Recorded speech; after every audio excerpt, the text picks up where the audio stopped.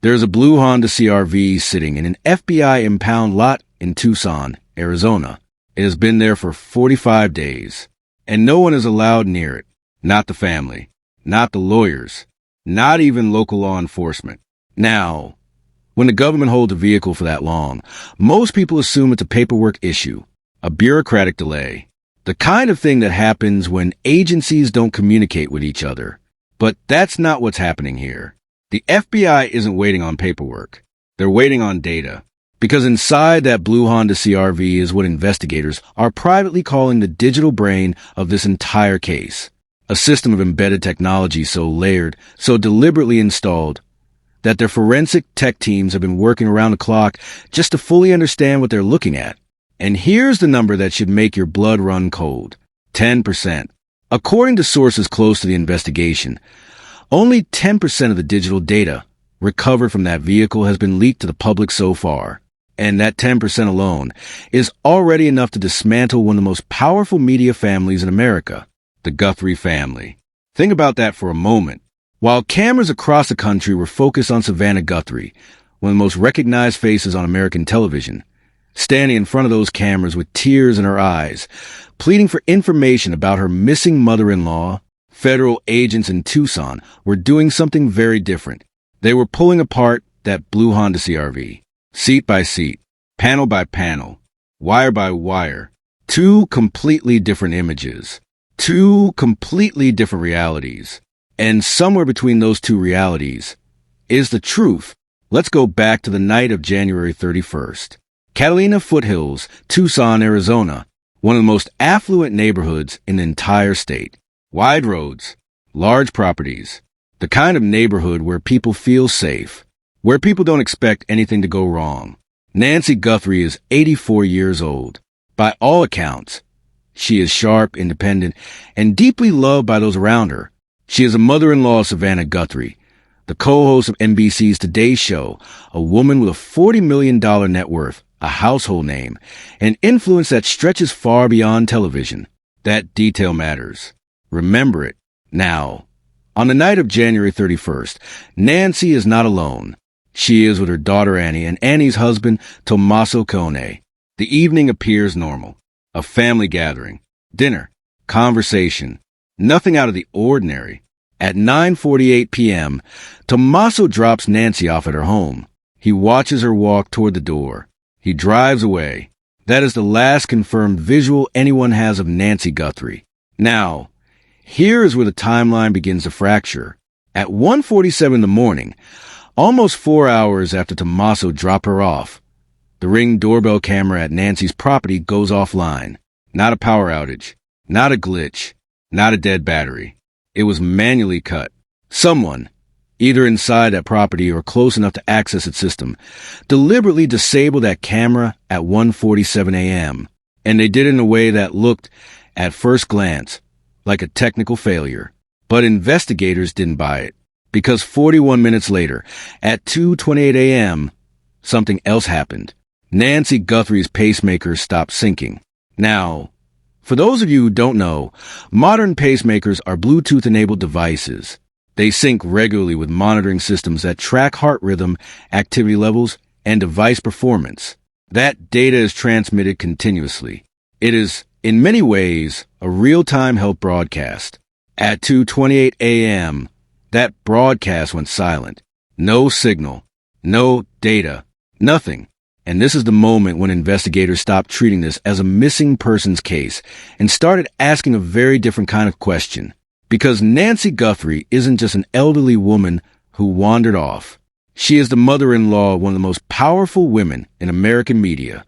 She is, to the right person, leverage.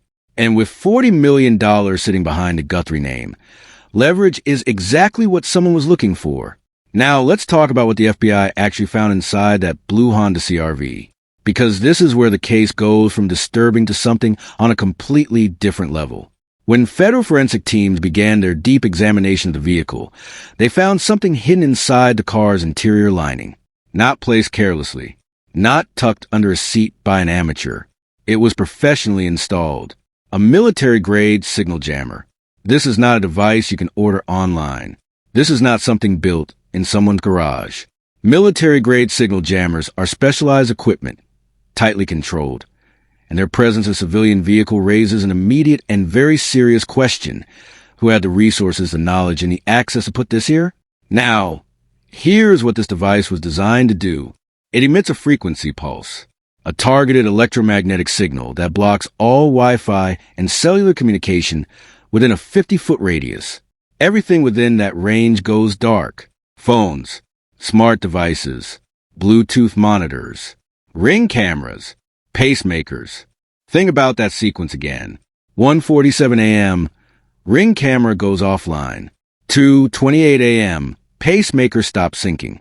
If that signal jammer was activated near Nancy's property at the right moment, both of those events have one single explanation.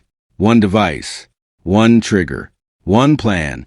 But that's not all, because 3 days before Nancy Guthrie disappeared, there was another vehicle, a gray Range Rover.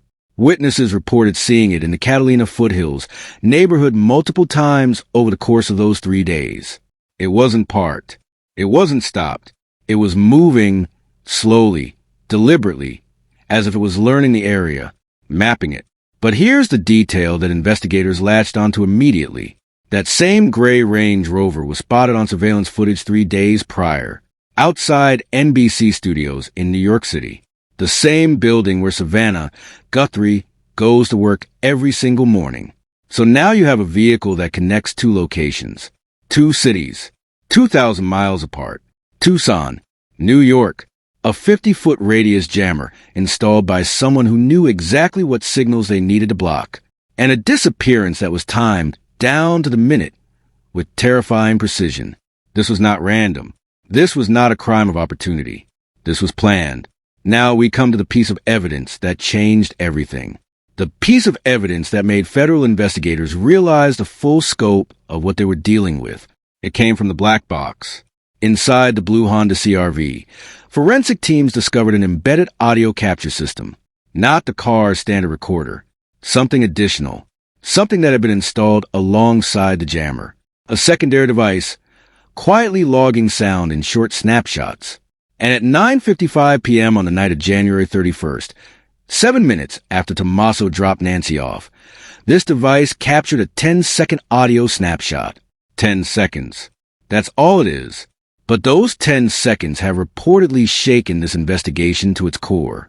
On the recording, investigators heard two distinct sounds. The first, heavy breathing. The kind of breathing that doesn't come from someone who is calm. It is labored, controlled. The breathing of someone who is focused on a task. The second, a voice. A professional voice. Calm, measured, deliberate. The voice of someone who has done this before. Someone who is not panicking. Someone who is in complete control of the situation. And that voice, speaking into what analysts have identified as a satellite phone, a device specifically chosen because it bypasses standard cellular networks and is far more difficult to trace, whispered 4 words. 4 words that turned this investigation from a missing persons case into something the FBI is now treating as an active threat. The daughter is next.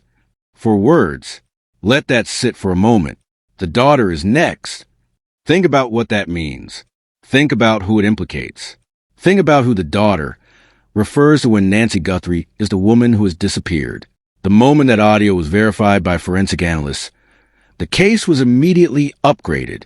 No longer a disappearance. No longer a kidnapping investigation. This is now an active, ongoing threat against a member of the Guthrie family. Federal resources were reallocated overnight. The investigation expanded. New protocols were put in place. And Savannah Guthrie, the woman whose face millions of Americans see every morning on their television screens, was moved to a secure, undisclosed location. Think about what it means to be Savannah Guthrie in this moment, to be sitting in front of a camera every day, telling the world the news, while somewhere out there, a recorded voice is telling someone else that you are next. The public face, the control, composure, the professional smile, and behind it all, federal protection for whispered words, and a car that hasn't stopped giving up its secrets. As of right now, this investigation is active. Savannah Guthrie is in a secure location. The FBI has not disclosed where. They have not released a suspect. They have not confirmed the identity of the voice on that recording. Nancy Guthrie has not been found. The Blue Honda CRV is still in federal custody. Investigators believe there is still data inside it that has not been fully extracted. Information that could blow this case wide open or make it significantly more complicated. The gray Range Rover has not been located. The satellite phone has not been traced. And the 90% of data that the public has not yet seen, those remain locked inside federal servers, inaccessible to the press, to the family's lawyers, and to anyone outside this investigation. So I want to ask you something. That voice on the recording, calm, professional, deliberate, for words spoken into a satellite phone at 9:55 p.m. on the night Nancy Guthrie disappeared. The daughter is next. Whose voice is that? Is it someone inside the media world? Someone who knows the Guthrie family schedule, their movements, their security? Someone who knew exactly which signals to block, exactly which camera to cut, and exactly when to make Nancy disappear? Or is this something deeper, a threat that goes beyond one family and touches something much larger, something the full 100% of that data might finally reveal? The answers are inside that car, and the FBI isn't done yet. Until then, stay safe, stay vigilant, and keep watching, because this case is far from over.